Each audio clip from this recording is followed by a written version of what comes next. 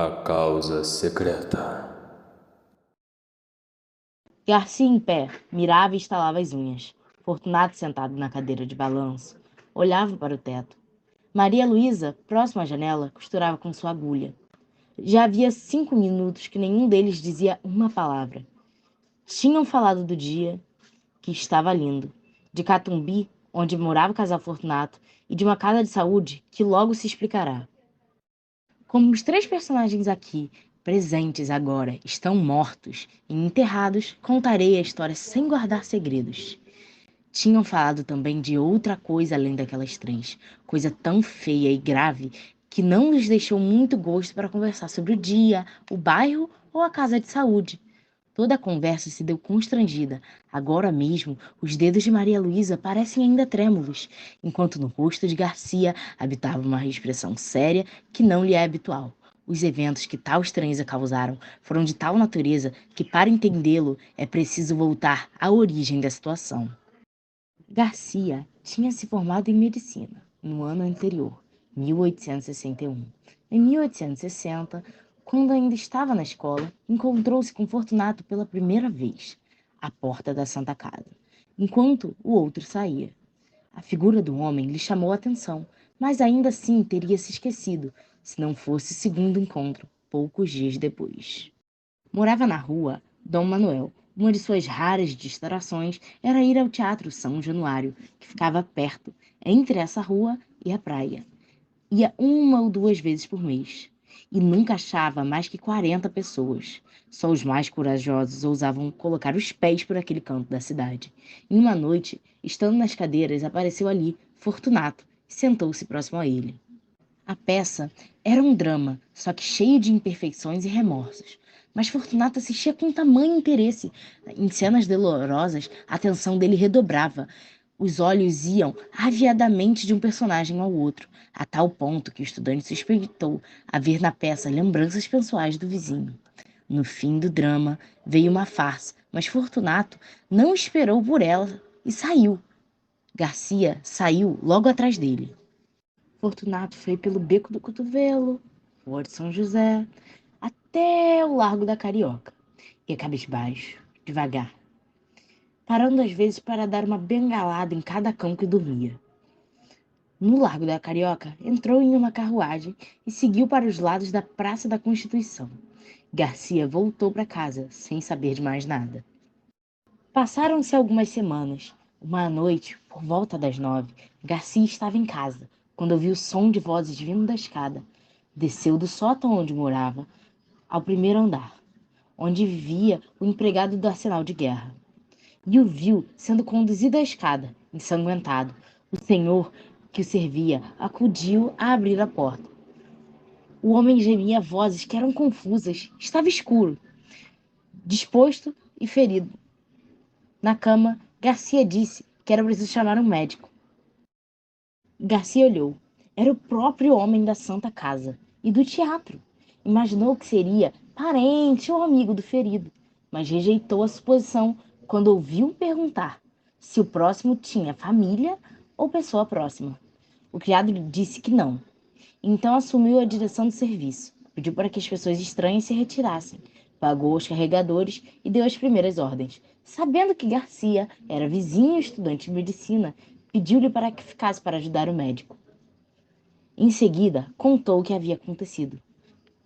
Foi em uma malta de capoeiras. Eu vinha do quartel de Moura, onde fui visitar um primo, quando ouvi um barulho muito alto e logo depois um ajuntamento. Parece que eles feriram também um sujeito que passava. Mas eu só vi este senhor que atravessava a rua, no momento em que um dos de capoeira, passando por ele, meteu-lhe o punhal. Não caiu logo. Disse onde morava, e como era a 2 passos, achei melhor trazê-lo.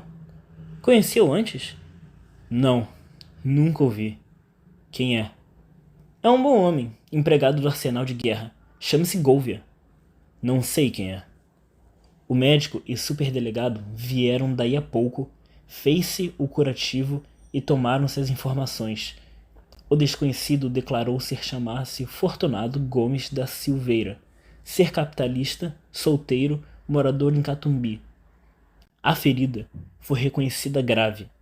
Durante o curativo, ajudado pelo estudante, Fortunado serviu de criado sem perturbar nada, olhando friamente para o ferido, que gemia muito. No fim, entendeu-se particularmente com o médico e reiterou ao subdelegado a declaração de estar pronto a auxiliar as pesquisas da polícia. Os dois saíram. Ele e o estudante ficaram no quarto. Garcia estava atônito. Olhou para ele, viu sentando-se tranquilamente e fitar os seus olhos no ferido. Os olhos eram claros, cor de chumbo. Moviam-se devagar e tinham a expressão dura, seca e fria. Teria 40 anos. De quanto em quanto voltava-se para o estudante e perguntava alguma acerca do ferido, mas tornava logo a olhar para ele, enquanto o rapaz lhe dava a resposta. A sensação que o estudante recebia era de repulsa, ao mesmo tempo de curiosidade. Não podia negar que estava assistindo a um ato de rara dedicação. E se era desinteressado, como parecia, não havia mais que aceitar o coração humano como um poço de mistério. Fortunato saiu pouco antes de 1 hora. Voltou no dia seguinte, mas a cura fez-se depressa. Antes de concluída, desapareceu sem dizer ao obsequiado onde morava. Foi o estudante que lhe deu as indicações do nome, rua e número, né? Vou lhe agradecê-la pela esmola que me fez, logo que eu puder sair. 6 dias depois, correu a Catumbi.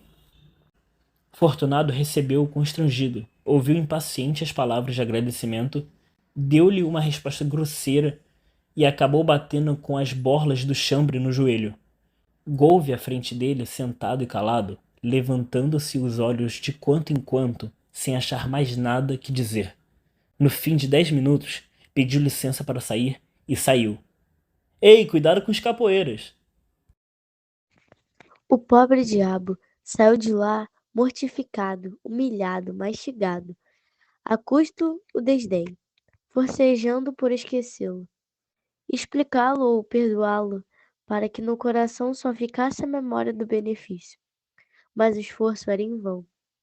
O ressentimento, o hóspede novo e exclusivo, entrou e pôs fora o benefício de tal modo que o desgraçado não teve mais que trepar a cabeça e refugiar-se ali, com uma simples ideia. Foi assim que o próprio benfeitor criou neste homem o sentimento da ingratidão. Tudo isso assombrou Garcia. Este moço possuía em germen a faculdade de decifrar os homens, de decompor os caracteres, tinha o amor da análise e sentia o regalo, que dizia ser supremo, de penetrar muitas camadas morais até a poupar o segredo de um organismo. Picado de curiosidade, lembrou-se de ir ter com o homem de Catumbi, mas advertiu que nem recebera dele o oferecimento formal da casa. Quanto menos era-lhe preciso de um pretexto, e não achou nenhum. Tempos depois, estando já formado, encontrou Fortunato. Encontrou-o ainda outras vezes, e a frequência trouxe a familiaridade. Um dia, Fortunato convidou-o a ir visitá-lo ali perto, em Catumbi. Sabia que casei? Não sabia.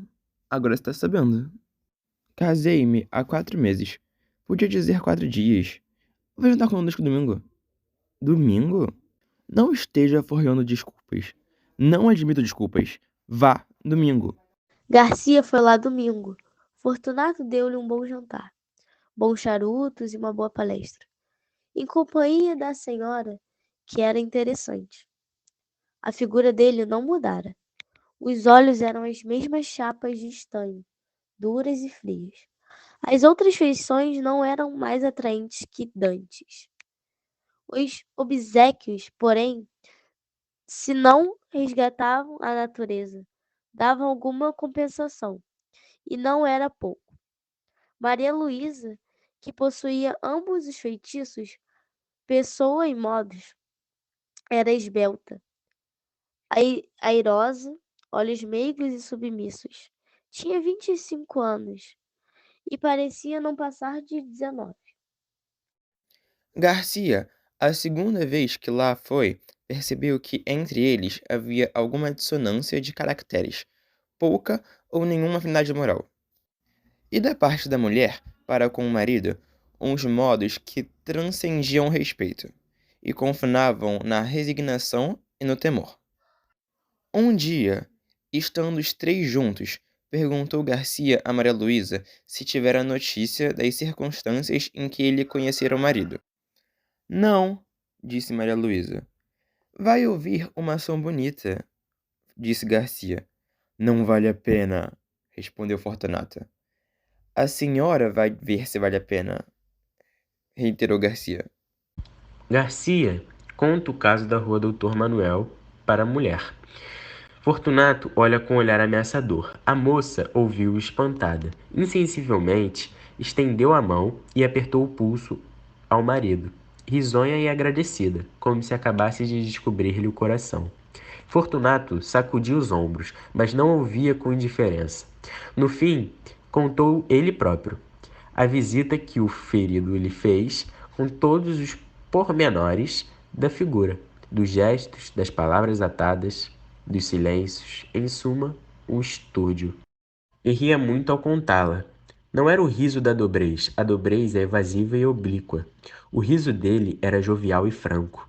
Garcia então começa a pensar em sua cabeça. Singular homem. Maria Luísa ficou desconsolada com a zombaria do marido, mas o médico restituiu-lhe a satisfação anterior, voltando a referir a dedicação deste e as suas raras qualidades de enfermeiro. Tão bom enfermeiro, concluiu ele, que se algum dia fundar uma casa de saúde, irei convidá-lo. Fortunato então pergunta: valeu? Garcia responde: valeu o quê? Fortunato então diz: vamos fundar uma casa de saúde? Não, responde Garcia. Valeu nada, estou brincando. Eu disse fazer alguma coisa, e para o senhor que começa a clínica, acho que seria bem bom. Tenho justamente uma casa que vai vagar e serve. Garcia recusou nesse e no dia seguinte, mas a ideia tinha se metido na cabeça ao outro, e não foi possível recuar mais. Na verdade, era uma boa estreia para ele, e podia vir a ser um bom negócio para ambos. Aceitou finalmente daí a dias, e foi uma desilusão. Para a Maria Luísa. Criatura nervosa e frágil, padecia só com a ideia de que o marido tivesse de viver em contato com enfermidades humanas, mas não ousou opor-se-lhe e curvou a cabeça. O plano fez-se e cumpriu-se depressa. Verdade é que o Fortunato não curou de mais nada, nem então, nem depois. Aberta a casa, foi ele o próprio administrador e chefe de enfermeiros. Examinava tudo, ordenava tudo. Compras e caldos, drogas e contas. Garcia pôde, então, observar que a dedicação ao ferido da rua Doutor Manuel não era um caso fortuito, mas assentava na própria natureza deste homem. Via-o servir como nenhum dos fâmulos. Fortunato não recuava diante de nada. Não conhecia moléstia aflitiva ou repelente, e estava sempre pronto para tudo, a qualquer momento, qualquer hora do dia ou da noite. Toda a gente pasmava e aplaudia. Fortunato estudava, acompanhava as operações e nenhum outro curava os cáusticos. Tenho muita fé nos cáusticos, dizia ele. A comunhão dos interesses apertou os laços da intimidade. Garcia tornou-se familiar na casa. Ali jantava quase todos os dias. Ali observava a pessoa e a vida de Maria Luísa, cuja solidão moral era evidente, e a solidão com que lhe duplicava o encanto. Garcia começou a sentir que alguma coisa o agitava quando ela aparecia, quando falava, quando trabalhava, calada ao canto da janela, ou tocava ao piano uma música triste. Manso e manso entrou-lhe o amor no coração. Quando deu por ele, quis expeli-lo para que entre ele e Fortunato não houvesse outro laço que o da amizade, mas não pôde. Pôde apenas trancá-lo. Maria Luísa compreendeu ambas as coisas, a afeição e o silêncio, mas não se deu por achada. No começo de outubro, deu-se um incidente que desvendou ainda mais aos olhos do médico a situação da moça. Fortunato meterá-se a estudar anatomia e fisiologia, e ocupava-se nas horas vagas em rasgar e envenenar gatos e cães. Como os guinchos dos animais atordoavam os doentes, mudou o laboratório para casa, e a mulher, compleição nervosa, teve de os sofrer. Um dia, porém, não podendo mais, foi ter com o médico e pediu-lhe que, como coisa sua, alcançasse do marido a cessação de tais experiências. Mas a senhora mesma, ele naturalmente achará que sou criança. O que queria é que o senhor, como médico, lhe dissesse que isso me faz mal e creia que faz. Garcia alcançou prontamente que o outro acabasse com tais estudos. Se os foi fazer outra parte, ninguém o soube, mas pode ser que sim. Maria Luísa agradeceu ao médico, tanto por ela como pelos animais, que não podia ver padecer. Tossia de quando em quando. Garcia perguntou-lhe se tinha alguma coisa. Ela respondeu que nada. Deixe ver o pulso. Não tenho nada. Não deu o pulso e retirou-se. Garcia ficou apreensivo. Cuidava, ao contrário, que ela podia ter alguma coisa, que era preciso observá-la e avisar o marido em tempo. 2 dias depois, exatamente o dia em que os vemos agora, Garcia foi lá jantar. Na sala, disseram-lhe que Fortunato estava no gabinete, e ele caminhou para ali. Ia chegando à porta no momento em que Maria Luísa saía aflita. Que é? O rato, o rato!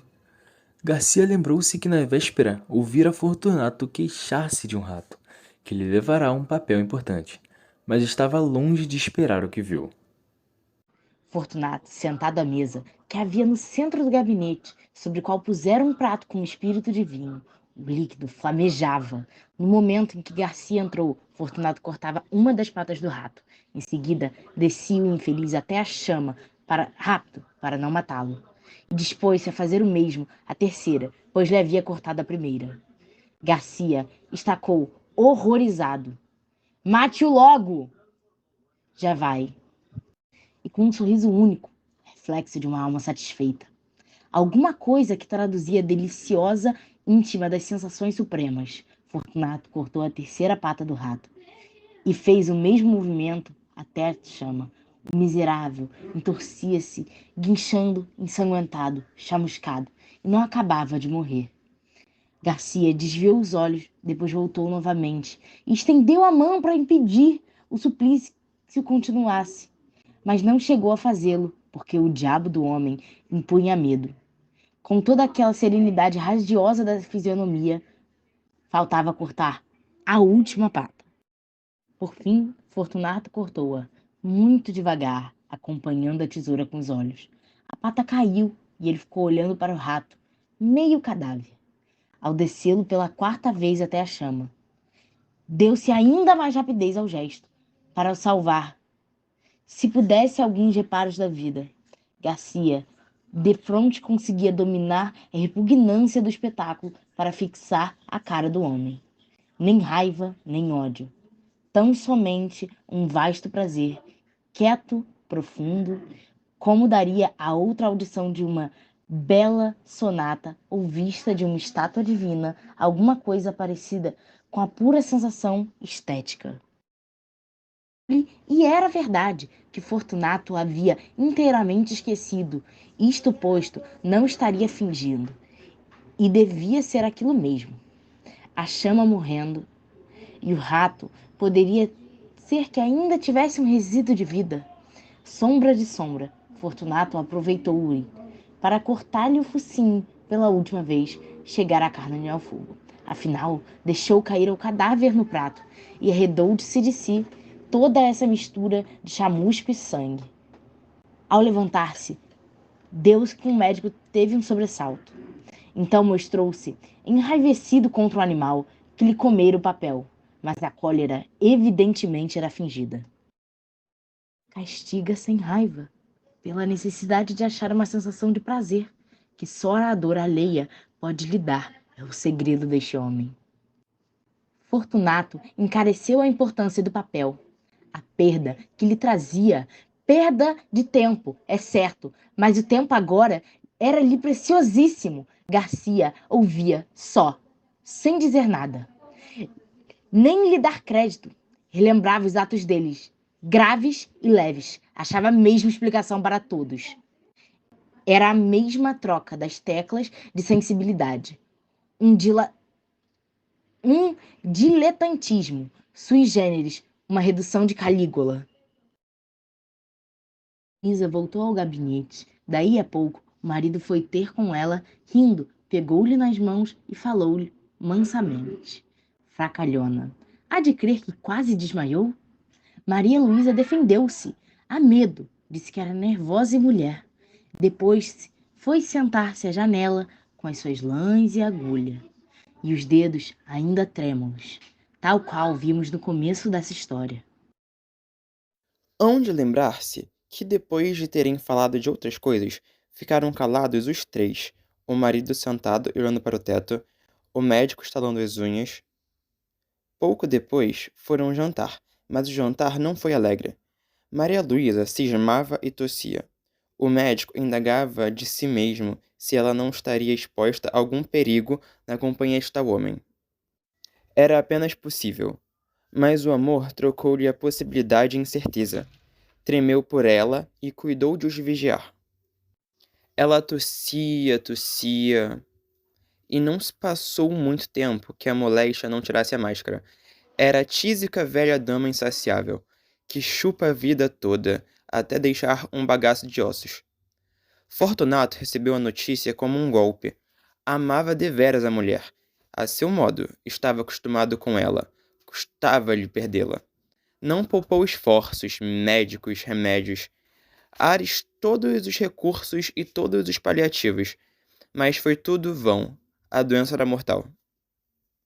Nos últimos dias, em presença dos tormentos supremos da moça, a índole do marido subjugou qualquer outra afeição.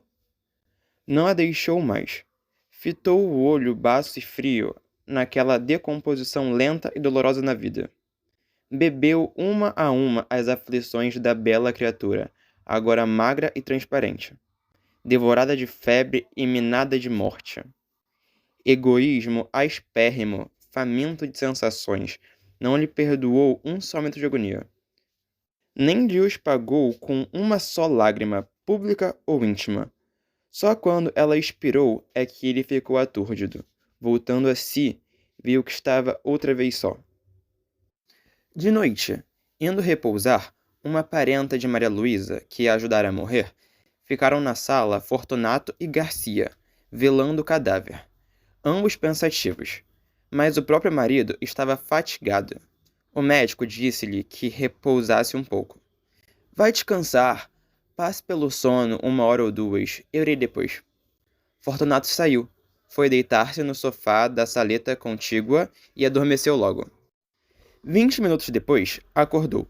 Quis dormir outra vez, cochilou alguns minutos, até que se levantou e voltou à sala. Caminhava nas pontas dos pés para não acordar a parenta, que dormia perto.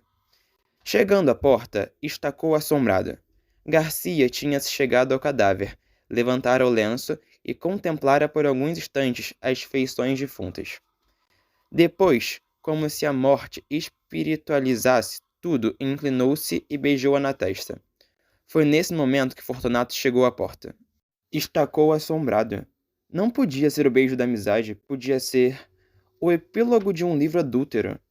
Não tinha ciúmes, note-se.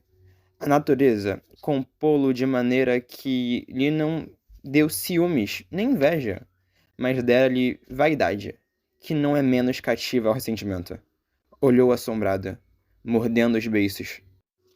Entretanto, Garcia inclinou-se ainda para beijar outra vez o cadáver, mas então não pôde mais. O beijo rebentou em soluços, e os olhos não puderam conter as lágrimas, que vieram em borbotões, lágrimas de amor calado e irremediável desespero. Fortunato, à porta onde ficara, saboreou tranquilo essa explosão de dor moral, que foi longa, muito longa, deliciosamente longa.